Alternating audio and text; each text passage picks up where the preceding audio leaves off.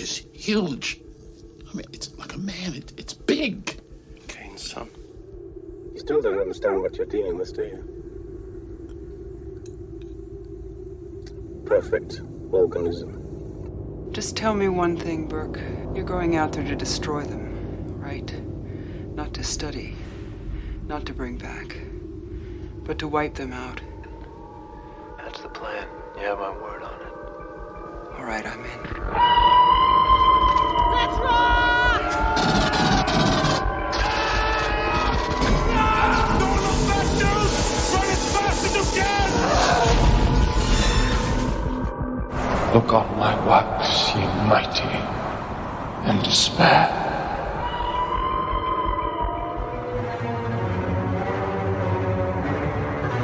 Welcome to Perfect Organism, the Alien Saga podcast. I'm your host, Jaime Prater, and I'm joined by my co-host, Christian Motzka.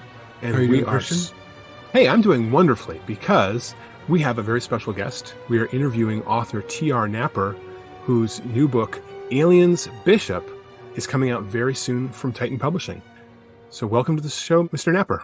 Welcome to the show. G'day, and thank you for having me on your podcast. Absolutely. Yes, so the extended universe of Blade Runner, that's what we were talking about before the show started, of Alien, there are a lot of books and a lot of amazing work. And so you are new on our show, and typically what we like to do with new guests on our show is we want to kind of pick their brain a little bit and find out what their first experience with the Alien series was, what that first film was, and maybe some kind of great moments as we kind of move into discussion on your new book coming out. I got into Aliens in a kind of strange way. I was too young when Aliens came out, I was too young to see it. I was still in primary school.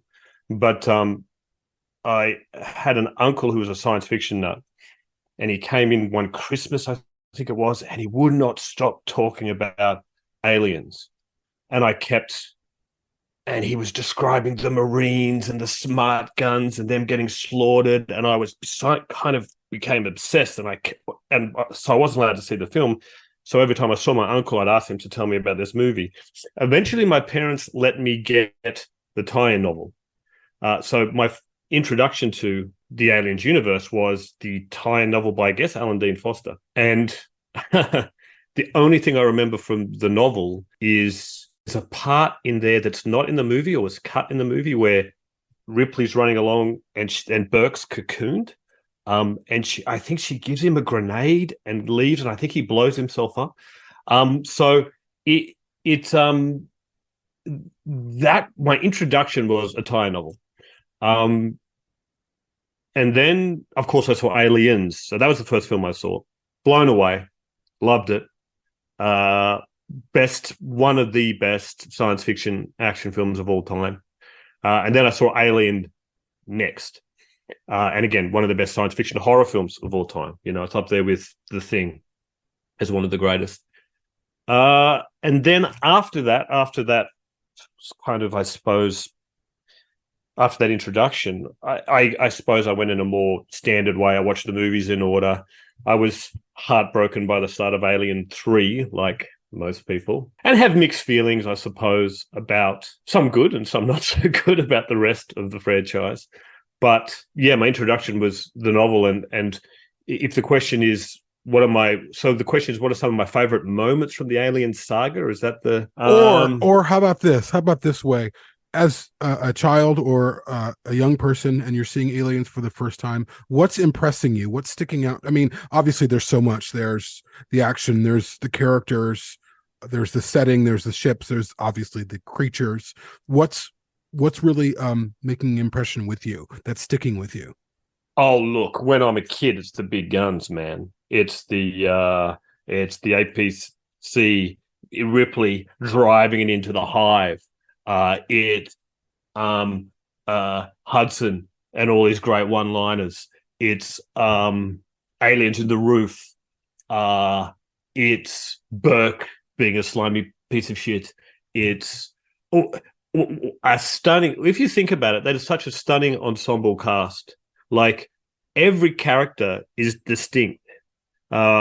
whether you're a mega fan or not, whether it's the main cast, so you have Ripley, Hicks, but then Bishop, then Burke, but then Apone, then Hudson and Vasquez. Like, you don't,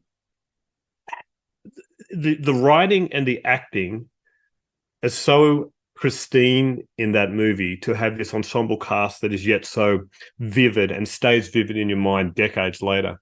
What struck me, I have to say, because of course I went back and watched the films again, and I did tons of research for this book, but what struck me about Aliens is they don't show a xenomorph for like an hour, you know? I love that. I love trusting yourself and trusting the audience to ramp up the tension, set the scene, build character, and then tear it all apart. I think that takes, you see that less and less today. I think that takes courage as a writer and as a filmmaker to have an Aliens film that you don't show aliens in for like the first half. That's pretty cool. Not bad for a human. I just recently rewatched Predator, and I was struck by the fact that they show the creature 15 minutes into the film. There was no, it's hidden. It's got its invisibility, whatever on, but they very much give you, there's going to be this big predator, this alien is in this movie. Don't worry. And it felt more like trying to reassure the audience of what they were going to get. That was 1 year after Aliens. James Cameron was so much more, and perhaps because a sequel gives you the flexibility to assume the audience remembers from the first film. But no, as an action film, to wait that long and to keep ramping up the tension, it really is quite something. I love that. And I don't want to give any spoilers away for the book, but I did have that in mind when I was writing. I did have in mind, you have to engage the reader immediately, but you also have to respect the audience at the same time. And you don't have to just shove it in their face from the first page. As you could probably imagine, that my answer is, but my favorite film is Aliens of the whole franchise. I'm sure that's a very common answer on your show. But that is, but the first two films really are masterclasses in filmmaking and masterworks of science fiction. It's such a what a start to a franchise. I may be synthetic, but I'm not stupid. You having said that, I can see it in the book how there are obstacles, let's say, that the characters need to overcome, but they aren't alien obstacles at first. There are other things that have to be dealt with, and it's nice. It gives the world more depth, and there's going to be aliens. It's called Aliens Bishop, but as you said, it doesn't have to be from page one. The Aliens universe is so rich, so sprawling now. I thought I was a fan when I got the gig. I thought, yeah, I mean, I know that universe. And then you look in the novels and the RPG and the video games, the comics, and I'm like, oh my God, like you can't, maybe you on the podcast, maybe you guys know, can get your minds around it, but it is phenomenal. The amount of effort, the amount of world building, the different cultures, the different factions, the different empires, all within this universe. And you can't, from my perspective, you can't ignore that. Yes, you're going to have aliens, but you can't ignore the rumblings of empire. You can't ignore the vying between these different powers for control. I think that's a fascinating part of the universe. Well, it felt like you really took that and ran with it in a wonderful way. We often see Weyland-Yutani or another corporation wants the alien, wants to weaponize it as a research lab, whatever. And then there's never much follow through on where that would go. Who's going to buy this? What's going on? And so I was so happy to see you take a little bit of existing lore and really expand it. And you didn't feel the need to involve every single thing that's out there. I thought it was very, very precise. And so I'm just curious, you just mentioned, there's comics and novels and the role-playing game.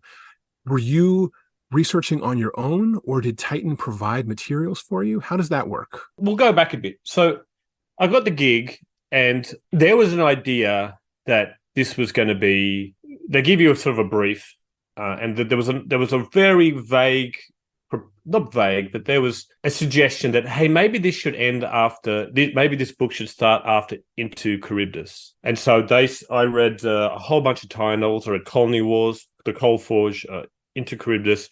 I got Bug Hunt because it has that Bishop short story in it. And there's not much on Bishop in the universe. So they sent me a lot of stuff, and they send you these kind of universe Bibles, if you will, that have the timeline, that have every major event. If you have a careful eye, you can see that there's stuff that they put in there that's coming. So events that haven't happened yet. Yeah, it's pretty cool. So they send you these almost encyclopedias of aliens, and I use them. And there's Clara. I know she's a friend of the podcast, but for your listeners, she's the kind of the global lore aliens expert used by Titan Publishing. So you can go and talk to her and say, can I do this? Does this technology exist? If it doesn't exist, can I put this technology in, and will it ruin somehow? Will it break the rules of the aliens universe? So I did all that and said, but then on top of that, on top of what the publisher gave me, and on top of being able to talk to Clara every now and again, I spent a lot of time on YouTube on Alien Theory. I guess you know them, those guys, and the Australian version of that, which is Project Acheron. And they have hundreds of hours of, and some of it's into really obscure lore. And so, as I think it's okay for me to say, I am going to be wary about spoilers because the book's not out yet when your listeners are listening to this. But I think it's fair to say that I needed to learn more about China in this universe. I needed to know if there was anything about Vietnam in this universe, and I needed to know a bit about more Australia and the Australia Wars. They're sort of footnotes for the most part at the moment. There's going to be, maybe that's going to be different after this book's out. But Alien Theory and Project Acheron do videos on all those things. Oh, and of course, I had to dive really deep into synthetics.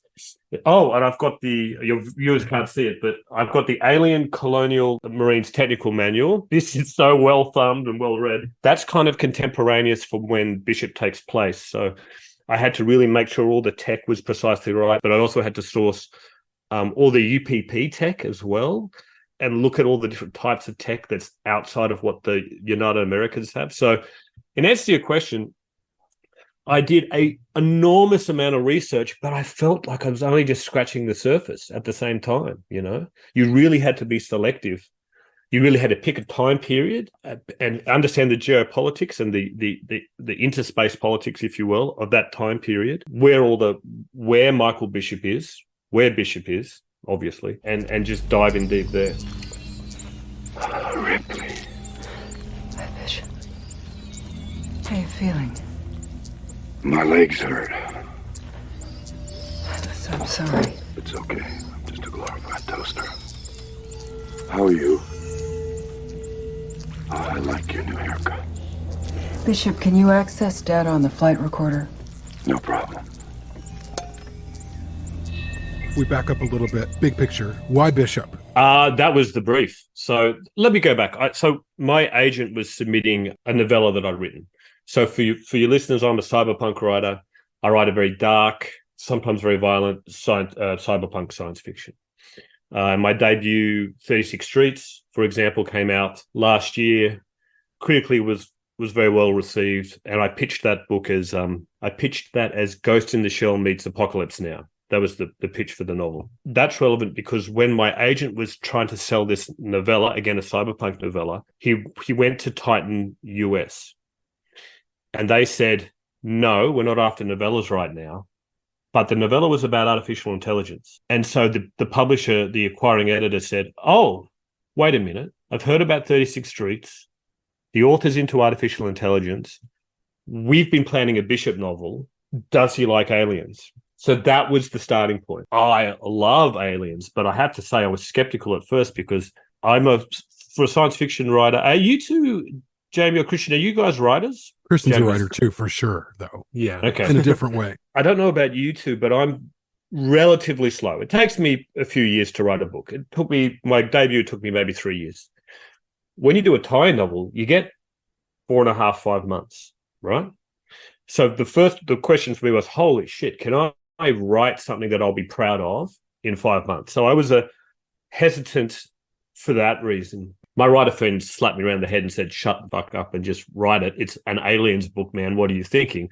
But initially I was just worried about that dimension. But so the Bishop character came from the publisher, in answer to your question. They've done Vasquez, they're doing Bishop. I don't know if they've got more planned. When they came to me, they said, we want you to write about Michael Bishop and Bishop. We want you to explore what it means to be human, Bishop's struggle with identity. All those really, they came to me and said, we want a Bishop novel that kind of explores some of the classic tropes and questions of science fiction. So that was the brief, if you will. That was what I had to write. I was glad, because it's kind of the only, except for, I guess, I cloned Ripley, it's the only surviving character from Hadley's Hope. So the opportunity to give, and I like many people, I was unhappy or disappointed with the fate of Hicks and Newton and Bishop. But this was an opportunity to give Bishop a third act, And once I said yes, I just took it with both hands and grabbed the opportunity with both hands and went for it. But again, as writers, you'll know this. Like, sometimes when you're writing, it doesn't ever feel like it will see the light of day. Often it feels like you're just writing stories and you shoot them out into the void and no one will ever read them. And when you've had enough rejections, even when you get a gig like Bishop, it didn't really click that I was doing it. It was kind of, after the draft was done, and maybe even when other writers, I was talking to other writers and they were so excited, they're like, holy shit, you wrote Bishop, you created lore in the Aliens universe. I'm like, oh, wait, you're right, I did. Yeah, the Bishop brief came from them. Nearly everything else, though, and of course, I had to talk about the relationship between Michael Bishop and Bishop, but nearly everything else I was kind of given free rein. Ripley, Bishop. I'm here to help you. No more bullshit. I just felt it move. You know who I am? You're a droid. Same model as Bishop. Sent by the fucking company. No. I'm not the Bishop android. I designed it. I'm very human. So I just started reading 36 Streets today. And oh, cool. My goodness, I wish that I had realized I could access it and read it sooner, because having finished Bishop, I feel like I'm reading a prequel set on Earth. There's I have always felt like the Alien universe is a pretty cyberpunk place. And I'm desperate for someone to write a book set on Earth in 2179. Give me a taste of that. And so reading your book, first of all, it's bringing me back to my, I loved William Gibson. I love Neil Stephenson, all these authors that did these wonderful things with cyberpunk. And I think that's a very, very fertile place to play and have ideas. But I can see, even just a few chapters into 36 Streets, where your ideas might have come from that influenced Bishop. Because as you're saying, you were told to do Bishop and Michael Bishop, but it's the other characters. I believe her name is Jian Wen? Xuan Nguyen, yeah. Xuan Nguyen, okay. Yeah. Hands down, my favorite character in the book. And cool. Good. I want to go further into her backstory. So in my mind, as I'm reading your first book, I'm putting her there. I'm imagining this place and these things that are happening. So now I've got to show you. This is not good podcasting. So I'm going to hold up. This is my Michael Bishop trading card from 1992, which on the back says Michael Bishop, occupation, synthetic components engineer, who made the Bishop Model 341B. And I've had this since 1992, and I've been waiting patiently for 20th Century to create a cohesive lore that would even bring a trading card into continuity. And so in your book, when all three of those things get hit, I'm like, yes, I'm excited about this. Cool. It's only really been in the last couple of years, and I think spearheaded by the role-playing game, that they have been taking the UPP from William Gibson's script and all the lore from the technical manual and making it actually work together. And so now for you to come in and write a novel that takes those little tidbits, the terrible situation in Australia that's hinted at in a comic book or something, and write a book that ties them together just makes me really happy. I think that the books have to have aliens because that's what the title brings, but I'm always more interested in the world and where these characters are coming from and how they interact with each other. Oh, absolutely. A part of me is fascinated about it'll never happen, but the idea of writing a novel of say an uprising in the Australia Wars on one of the outlying colonies and just doing like a military science fiction novel, Insurgency, that really appeals to me. That would be really cool. But of course, you've got to have the xenomorph at some point. So you said a lot. One thing you reminded me of is in saying that 36 Streets feels a bit like what Earth would be like. Is a very interesting comment because I was listening to the Ridley Scott commentary on Blade Runner a couple of weeks ago, and at one point in that commentary, he says he imagined the crew of the Nostromo returning to Earth, and that Earth would be Blade Runner, Los Angeles 2019. So he said that's how he imagined when their shift is finished and they come back after a few months, that's where they land. And I like that. And I think Aliens, I don't know if it's quite cyberpunk, but it has a lot of cyberpunk elements. The Aliens universe has, especially the first couple of films and the third film, you're not dealing with the elite. You're dealing with the marginalized. You're dealing with the working man and woman, grunts, prisoners. It's very anti-corporate. It's almost anti-capitalist in a way. That's punk. You do have in Aliens, you've got your synthetics. You've got your mother controlling ships. Bit of cyberpunk there as well. So I think there are definitely cyberpunk aspects. Oh, and the darkness, the grittiness, that you've got some characters that are morally ambiguous. That's all pretty punk, you know. And in terms of Xuan, I'm glad you like her. I did too.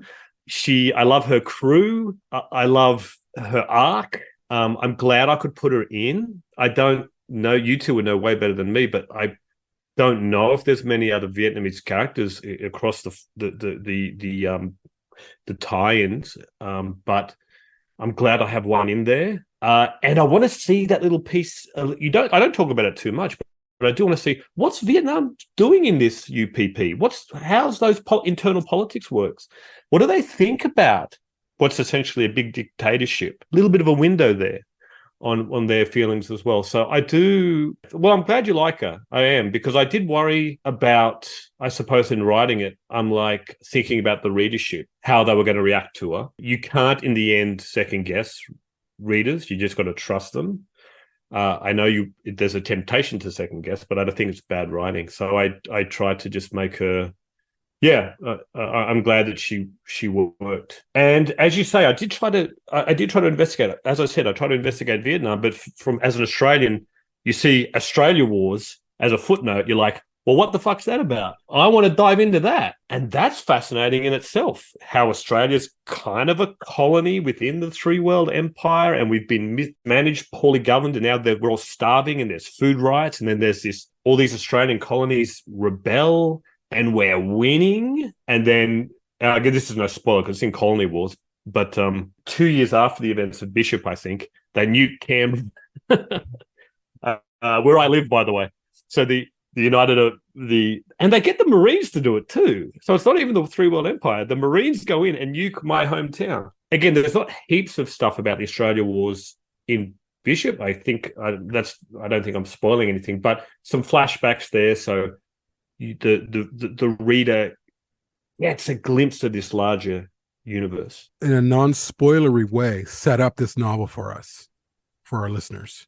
So for your listeners, so the inciting incident that I was kind of given is Michael Bishop wakes up Bishop. Okay, there's a lot to unpack there already. We first meet Michael Bishop at the end of Alien 3. Who is this guy?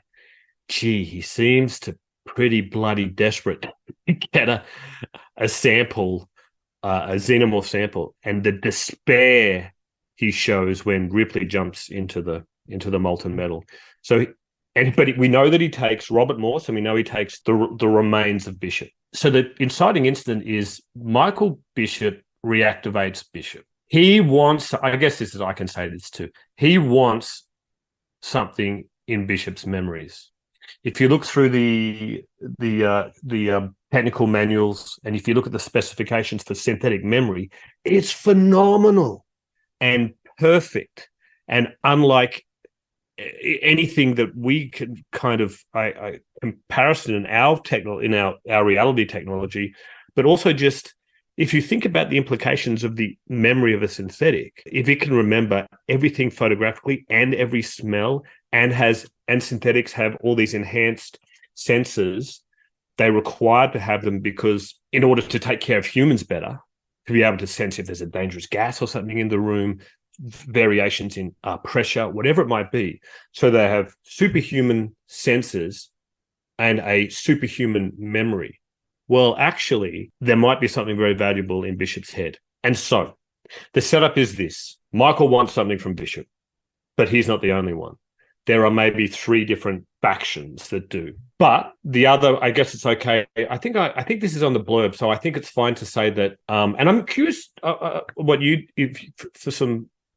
thoughts on this, Jaime and Christian, is I know there's a video game where there's a rescue mission for the Marines at Hadley Hope, but I don't think it's canon. I don't think there's anything about them. You know how it says 17 days later, we have to wait 17 days, and I don't think we ever hear about that mission that came 17 days later. And so it's fair. So there's a platoon of Marines on a ship called the El Conde, who are going to say what the hell happened and who is anyone left, including Bishop. I mentioned that China's involved, so maybe they want something to do with it as well. There's 3 point of view characters. I think I can say that. There's the 3 main point of view characters are a Bishop, of course. There's an Australian in the Colonial Marines, Carey Lee, and there's Xuan Nguyen, who is on a Vietnamese smuggler ship. And in terms of minor characters, we have a Chinese commander, a captain, Marcel Apone, in the Colonial Marines, and we have, of course, Michael Bishop, who's essential. And yeah, all hell breaks loose. Can you hear me? The fire was electrical. It was in the subflooring. Did the sensors pick up anything moving around on the ship prior to separation? It's very dark here, Ripley. I'm not what I used to be. Just tell me. Does the recorder indicate anything? Was there an alien on board? Yes. Is it on the Sulaco, or did it come with us in the EV? It was with us all the way. The video game was called Aliens Colonial Marines. Yep. It is not canon. It's insane the lengths they go. They bring Hicks back. They say that Hicks swapped his body with someone else, and yes. And then we're told that Michael Bishop tortures Hicks for weeks and weeks and weeks. And what? Right. For what? Oh, what? yeah, Michael Bishop. Sorry, I thought you meant Bishop. I'm like, no, not our Bishop. But and here's where your book, obviously your book blows that out of the water, but there's nothing that Hicks could have observed that he could then communicate to someone, whereas there's absolutely something that Bishop, as an android, 100% could catalog. And then, because you're a good writer, you throw a completely understandable roadblock in of Bishop belongs to USCM. He's a Colonial Marine property. So there's a reason that we can't just pop his head open, plug his brain into a computer and pull it out. And so we go through this whole process of trying to get the information out. But what I'm praising you for is not only the roadblock, but also the why there uniquely could be something that Bishop would know. And it's an opportunity that everyone else has missed in their stampede to bring back beloved characters. Bishop comes back for a reason that I can accept as a very skeptical reader, and then I was hooked on the journey. I was curious where we were going to end up. So you're right. You got to make it credible. I think there are very, very good reasons given Michael Bishop loses his sample, there are extremely good reasons why he would need Bishop. And again, trying to avoid spoilers, but when you do a deep dive into the synthetic mind, it's extraordinary. Flawed, and maybe that's a design feature. There's a lot of flaws in the synthetic, and I go into that in the book as well. But yeah, it had to make sense. I'm with you. I read that stuff about Hicks. I'm like, and I didn't know it wasn't. Someone had to explain it wasn't canon, but I'm like, Hicks is alive, and he swapped his. But that doesn't make sense. What? No, but for me, it made sense when they said, okay, Michael Bishop reactivates Bishop. I thought that was credible purely because if he asked to be deactivated, well, biologically he can be reactivated. Then the next is why, and you have to build those in. If you have a good why, as you say, Christian, you can suspend disbelief as a reader. You can go into the story and hopefully go on this journey with Bishop and these others. It's a dark universe. There's not necessarily any happy endings in Aliens. I really wanted to give Bishop a proper third act, as I said. He gets one or two scenes in Alien 3. There's so much potential in that character. It's credible that he's still alive.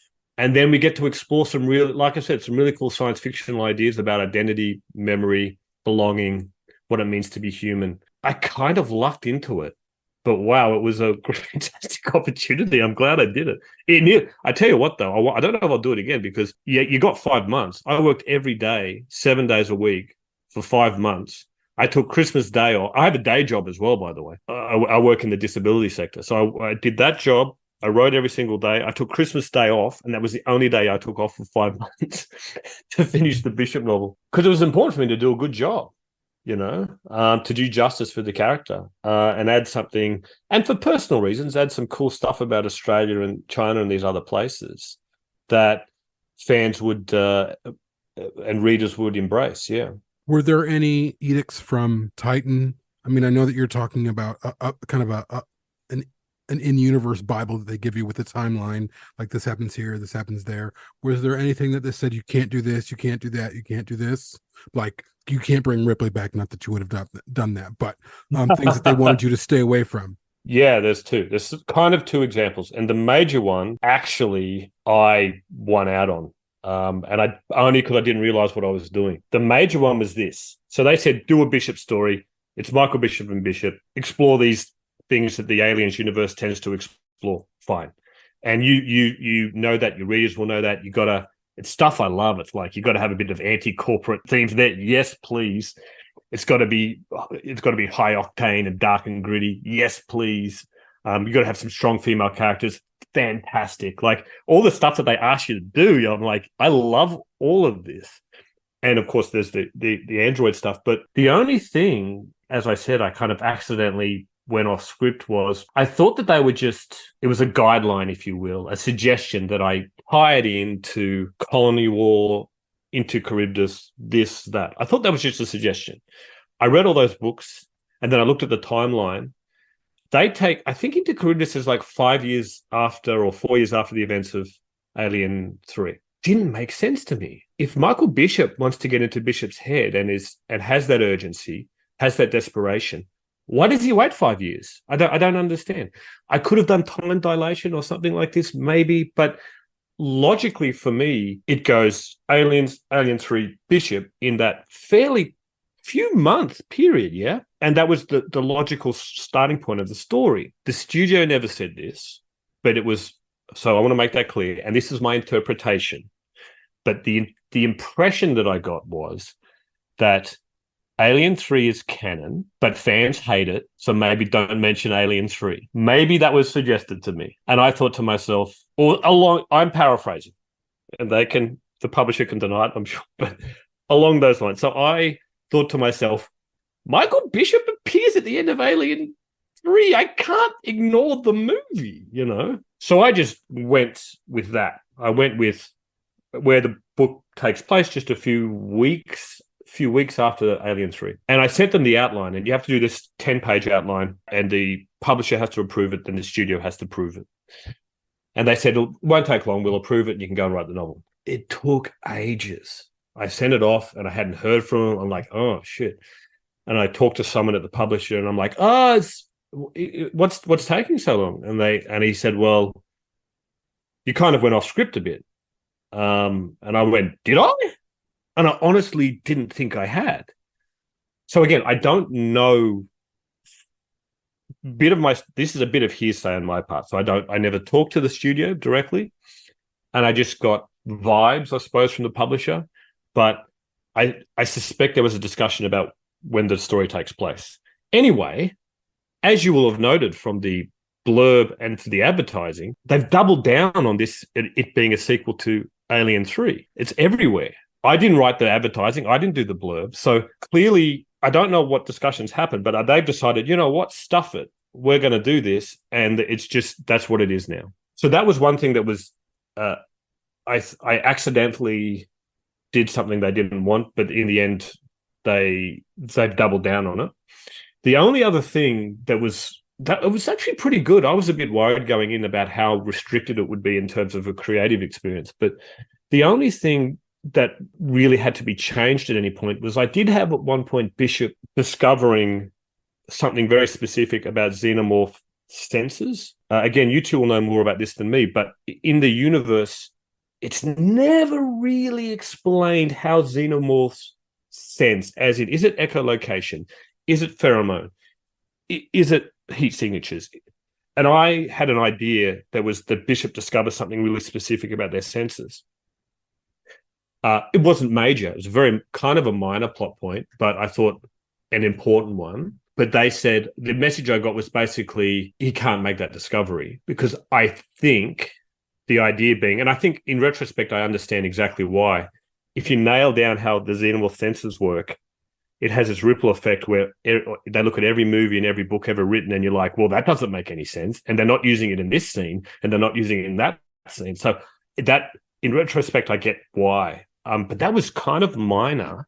It was an idea about pheromones, but except for that, like, it's quite stressful when you hand the manuscript in, because as a writer, normally your work is your work, and they can suggest a change, an editor can, but you can say, get stuffed, because it's my intellectual property. When you do an Alien story, it's got to go to the publisher, the studio, and also Clara has to do a kind of a universe fact check. So 3 people have to approve it. And you hand over the manuscript, you're like, oh God, am I going to have to rewrite it?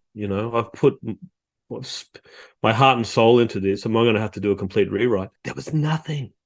No changes. They said, this is fantastic. Go for it. Not go for it. They said, this is fantastic. Thank you. We'll take it from here. And I had no idea. Again, you two will have interviewed other authors, so I don't know if that's normal. I don't know what the experience of other authors working in the Aliens universe is. But in the end, what I wrote was pretty much accepted. That's awesome and so rare, honestly. We've talked to people like Alex White, Clara, Philippa. They've talked about kind of some similar things that you've discussed in terms of the do's and the don'ts. But I think you probably are the first person to really say, I essentially got a thumbs up from the studio and the publisher, which I think is really, really awesome. And it's interesting. Of course, there's a movie coming out. So a lot of the questions are, does this tie into the movie at all? Did you have to be careful about that? Or was it completely far removed? Because the film, Romulus, is set between, well, I guess it's set between Alien and Aliens. So I guess you're okay, because this is much later, but doesn't mean that there won't be ripple effects into the universe from things that happen later on. Like, okay, this is happening in this book, so then why in this movie is there blah blah blah blah blah blah blah blah blah or whatever? And even to your point in terms of like, what do they use, echolocation or pheromones or whatever? They could have eyes. We don't know. Just because they don't look like eyes to us doesn't mean that membrane does not incorporate some type of sight. But I do like it being ambiguous, and I think that's important, at least for my experience of the alien world. And I tend to be more of a film guy. I've read Into Charybdis. I've read almost all of Inferno's Fall. To that question, did you have to be careful about any choices that you made for your book, Aliens Bishop, for Romulus coming out, for the series, which is in production right now in Thailand? No. But or more precisely, I don't know, because I'm sure the studio knows it all. And I feel like if I'd stepped on any toes, they would have said, yeah, you maybe should change this. You maybe should change that. But I have been told nothing. The only thing, and it was someone quite senior in the organization said, these are going to be some rich years for the Aliens universe, basically. Bishop's coming out at a good time because we've got the series, we've got the movie, and Aliens is going to, in their view, Aliens is going to be, big again. Everyone's going to be talking about it again. But other than that, I suspect you two will know more than me because you'll follow all the rumor mills and so forth. The studio let me keep everything, so I'm assuming everything in the book is coherent with lore, and is not spoiling anything that's going to come out. I heard. Do me a favor. Disconnect me. I could be reworked, but I'll never be top of the line again. I'd rather be nothing. You sure? Do it for me, Ripley. We are living in sort of an interesting time where Ridley Scott's last film, Alien Covenant, strongly implies that the alien, that the xenomorph, is a relatively new thing, and it has only existed for a matter of, some decades before Alien. Whereas the Noah Hawley series is going to push back on that and have aliens at a time period before Covenant even takes place. And so there's sort of this interesting push-pull in continuity. And a video game just came out, Aliens Dark Descent, from a company in France, canonical video game, very, very good, that has ancient aliens. It absolutely has the return of the space jockey, and aliens coming from thousands of years ago, and it just showed up, and we're all like, wait a minute, because there's been this sense of, don't talk about the aliens being too old because we're still waiting for Ridley to make up his mind, or we're waiting for something else to clarify. So, and that doesn't affect your book, but it is interesting that these are interesting times to be writing in for the Alien universe, because things are kind of in flux. I think that you have to, from a writer's perspective, it's almost better not to know all of that because it's almost better from my perspective to be hyper-focused on the time period, the geopolitics, the politics of empire, the events of Aliens and Alien 3, the major players, to know more about the recent wars, recent conflicts, what the corporations are up to, what Michael Bishop is up to the minutiae of synthetics in that particular era. I have to know all of that wholly and completely. I did, of course, I do know where in the universe, if there's a mention of Michael Bishop, say, in the future. I have to take that into account. I did have to be conscious of ships, of characters, and to make sure that there was a coherency there so the ripple effects going to the future didn't upset anything. But the other thing is, again, I've got Clara, I've got the studio, I've got the publisher. If I do that, they'll say, no, sorry, you can't. So I was quite meticulous about that. But as I was saying, you just have to be, I think if you're going to write a book, you have to hyper focus on that period of time that you're in. And these broader questions of the history of it all and so forth. It's good to have that knowledge, but you don't want to start second guessing yourself. You don't want to start having to have pages and pages of info dumping about the history. And then this happened, but then someone else said this, but then there was a new discovery. You don't want to go down that path either. I think that's creatively, and in terms of writing an entertaining novel, I think you could end up getting stuck up your own butt. We're going to take a break and be right back. Are you interested in even more from Perfect Organism, the Alien Saga podcast? We have hundreds of hours of discussion and film reviews just waiting for you to dive into. Go to www.perfectorganism.com/support and sign up for our Patreon starting at just $4 a month. Your membership will give you access to Framerate, our Patreon-exclusive film review show, and our newly launched Hive Experience, where we cover the Alien Extended Universe, Blade Runner, and beyond. join us.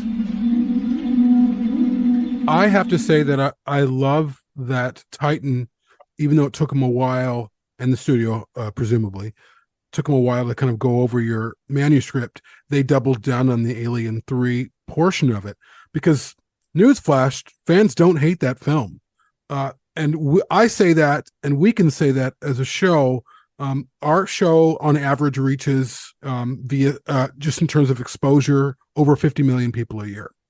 We are in conversations. We are in conversations every day with fans. There are fans who do not like Alien 3, but as time has moved on, the admiration for that film, for what Fincher was going for the honesty of that story is like a city on a hill, and people are appreciating it more and more and more. Certainly, as you have someone like David Fincher, who is a genius of a filmmaker, and it's his first feature-length Hollywood film. Everyone knows this who's listened to the show, but for myself and Patrick, it's our favorite of the trilogy.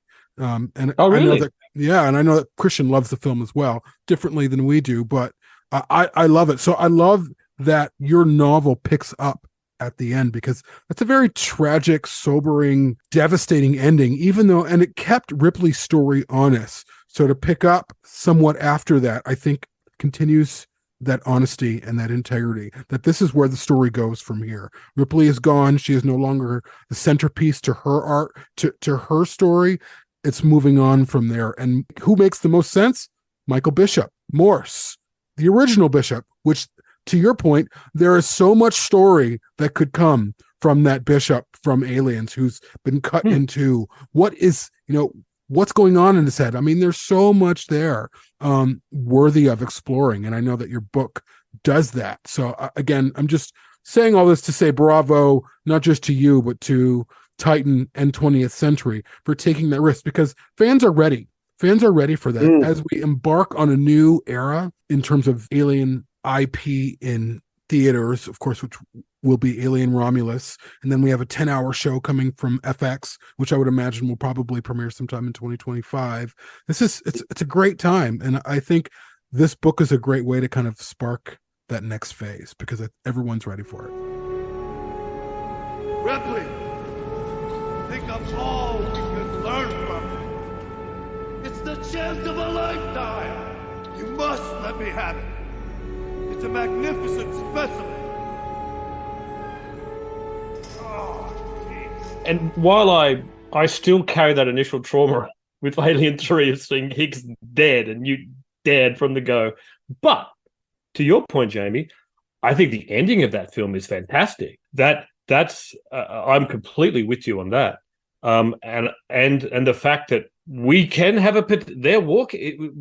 Michael Bishop's walking out with Robert Morse and the Bishop remains. Well, I mean, if you want to have an expanded universe, something happens after that. Again, I kind of accidentally fell into this gig, but pretty lucky. This movie and character I love, and this potential arc over those 3 movies is very exciting creatively.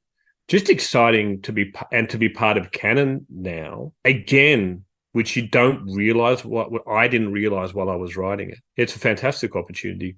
We'll see. The book's out in a couple of weeks, or a week by the time that your listeners get onto this. I hope the listeners feel the same. I hope so too. I think we can probably start to wrap things up. I'll hand it to Christian, but I definitely know I'm a slow reader, so I've been reading it on my phone because it's the only access that I have. For whatever reason, I can't do it on my computer. But I definitely think that your writing is really on point. I think you made some interesting choices in terms of bringing back like relatives of Apone. I think you're definitely able to put people back in the world of aliens and the lingo of aliens and that atmosphere without retreading in some ways. So I think that was really interesting. I'm excited to see what fans have to say, as I'm sure you are. It's probably going to be a little bit of a nail biter in terms of like what people have to say, but the fans the Alien fandom is in a really good spot. I think everyone's in a great place post Alien Covenant. We're how many years from that now? Are we 6 years from Alien Covenant. I don't know. Something. From that divisiveness. So I think people are ready for a book like Aliens Bishop. I'll tell you, I open up the first page, I'm reading it on my phone as well, because that's how we had access. And I see Marcel Apone. And I thought, oh, he's blown it already. That's not the character's name. Because my assumption was, you're going to give us a flashback. You're going to give us more of those characters. And I was about 3 pages in before I said, wait a minute, none of this is adding up. I go back, Captain Marcel Apone, younger brother. Okay, all right. So thank you for that, because I was a little worried. Yeah, I've had one review from a big fan site, and they were very positive, and they called it Hunt for Red October meets Aliens, I think was their description, which is pretty cool. I did have a couple of people upset that I put a relative in, and from my perspective, military families are a thing. Apone is almost the most quintessential Marine in the Marines, and I thought it was a no-brainer that he'd have a sibling. Now, whether you want to put him in the novel that close, that's another question, and people can discuss that. But the line you have to walk that I wanted to walk with Aliens is, on the one hand, there are certain expectations from the reader. And yes, meet those expectations. We've got to have Bishop, we've got to have Michael Bishop, we're going to have the Xenomorph. But from my perspective, you can't just give them what they want. You got to give the reader what they don't realize they need. And so the other part of the book is, yes, you've got the familiar, but you've also got the very, very new. You've got characters from places that we haven't explored before. We've got big events that haven't really been fleshed out. We've got the clash of empires as well. So I wanted to strike that balance, and so between the familiar and the new. Some people have already. That one reviewer said that Apone was their favorite character in the whole book. I suspect some people are going to yell at me, but I think he's pretty cool. It's not even a metatextual thing, but Apone is questioning what he's doing in your book at certain points. And so as a reader, I'm going along and saying, yeah, you've just made this very specific choice, and have you really thought about what's motivating you? What's going on? And so, no, he belongs there. He does give us that tie. I feel I can picture him because I'm picturing Al Matthews. Especially, I don't know if you know, Al Matthews had a singing career as well. He was a bit of a crooner, and you can find him on YouTube. It's wonderful. It's wonderful to see, this decorated U.S. Marine on a stage dancing and singing, and he's got a good voice. Anyway, though, it's really wonderful in the book because while we have almost the uncanny sensation of two versions of Lance Henriksen talking to each other for certain scenes, because you have the two bishops, I think it is good to have one more touch point for the audience of someone that we know in part, or we share their loss almost. This person has lost their brother. We lost Apone. And as you had said early on in this interview, that's the amazing thing about Aliens is all of those characters catch you and they live on your imagination, and you can't believe it when suddenly half of them are dead in the course of a 1 minute battle sequence. And I think that you really did capture that sense of what the Colonial Marines are like, the camaraderie and the antagonism in some cases. But then what I'm loving is that you applied the same thing to both the Chinese characters and the Vietnamese characters. I had a great sense of who those people were, and that's very new and very fresh. And as a final note, I have one funny anecdote about this. Actually, I have two. First is that, I don't think I got to say this, I was reading your book on the phone while my kids were at a trampoline park, and I'm trying to sit in a chair and read the book. And I noticed that the chair I'm sitting in is actually for $7, it'll do a 21-minute chair massage. I thought, oh, that's wonderful. I'm going to get a chair massage. I am shaking, like my hands are shaking trying to read the book.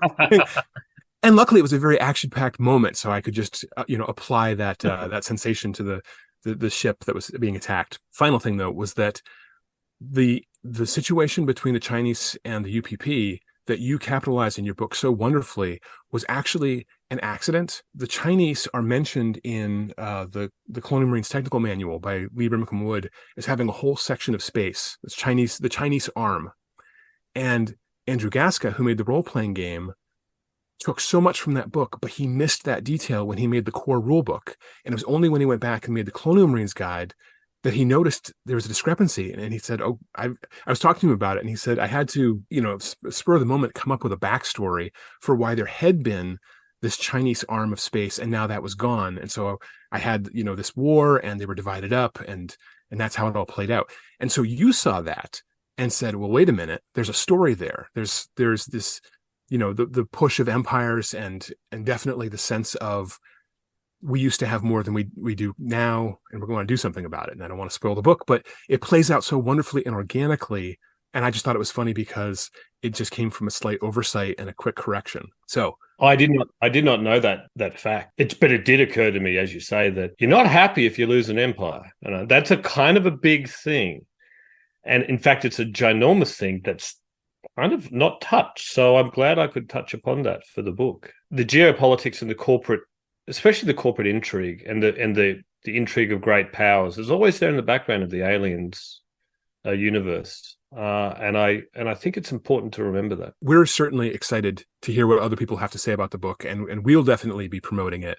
And it's been so wonderful to have you on the show. Thank you for having me. This is my first interview for Bishop, but it's kind of, I have to say, it's a bit intimidating. I was listening to your other podcast. I'm like, bloody hell, these guys know a hell of a lot more than me, except maybe about Bishop. But everything else, I'm like, oh my God, the encyclopedic knowledge that comes out of your mouths when I'm listening to the podcast.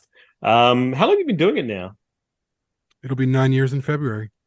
Wow. Yeah. Okay, well, I'm very glad you invited me on. It's been great.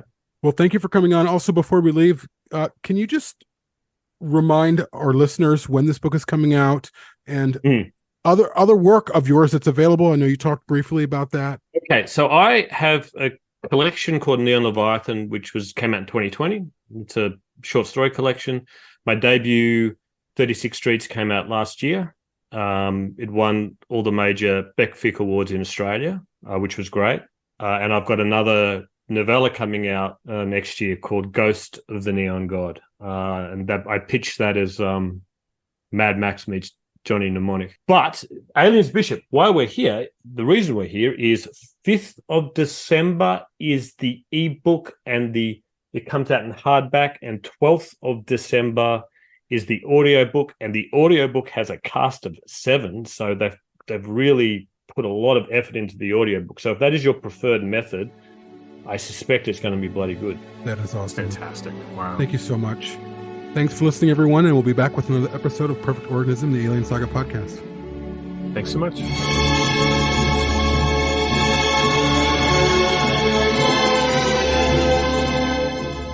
For more on Perfect Organism, the Alien Saga podcast, please visit perfectorganism.com. Perfect Organism is available for listen or download through Podbean, iTunes, Google Play, TuneIn, and Spotify. If you'd like to support the show, please visit perfectorganism.com/support. Thank you.